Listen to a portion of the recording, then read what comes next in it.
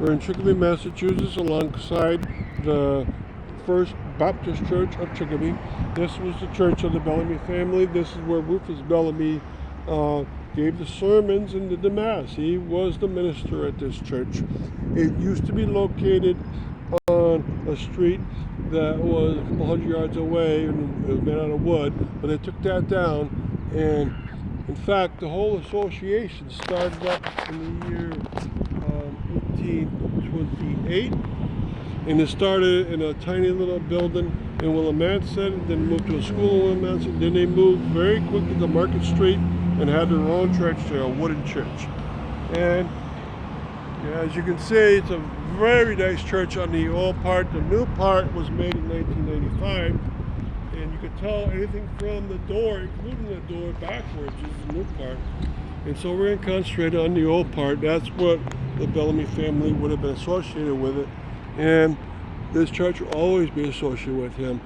And that's, I believe, a great reason why he wrote his book, looking backward, because he was raised in such a religious family. He wanted society to have more equality to it. Now, if you look at the roof, it's not only slate, it's patterned slate, and it's patterned such that as you go up each layer, about 8-9 shingles, it goes up to a curve pattern, then straight curve, and then diagonal. So they change the pattern each time. And then they have stained glass windows that are beautiful. And then inside the steeple itself, if you look at the upper part of the steeple has slate on it also. It's almost vertical. So those slate pieces got to stay in place, and they curved the slate with the steeple itself in the upper part. That's incredible. It must be a great deal of money to repair that, but it is very, very beautiful looking. And then the side of the church itself has 2 entablature plaques put into it. For one that we're looking at, says that the whole Baptist Association started in Chicopee in 1828. The one in the front says, it looks exactly the same, held in place in exactly the same way, but it says that this church was erected in 1877.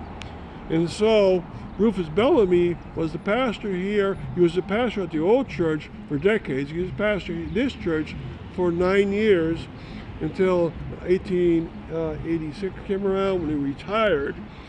And so this was the church that Edward Bellamy would go and hear the sermons of his father.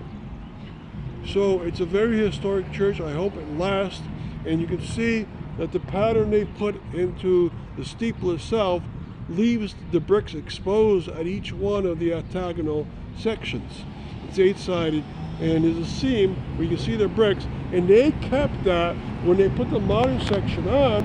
They kept that pattern, and that was probably because when they took out the old transept and sacristy, they probably wanted to keep that pattern.